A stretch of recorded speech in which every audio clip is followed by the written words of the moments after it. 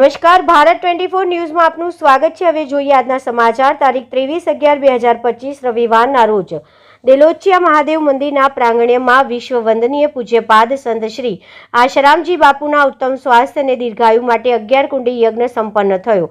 યજ્ઞમાં 1,51,000 મહામૃત્યુંજય મંત્રની આહુતિઓ આપવામાં આવી। આરોગ્ય મંત્રના 1.25 લાખ જપ પણ કરવામાં આવ્યા। આ ભવ્ય આયોજનને શ્રી યોગ વેદાંત સેવા સમિતિ મોરવા હડપ સુલિયાત અને મોરાના સનિષ્ઠ સેવાધારી ગુરુભાઈઓએ સફળ બનાવ્યો।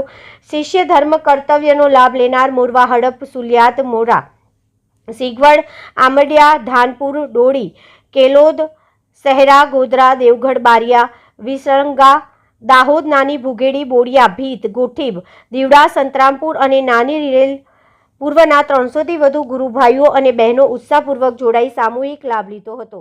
એડિટર રાજુભાઈ પ્રજાપતિ।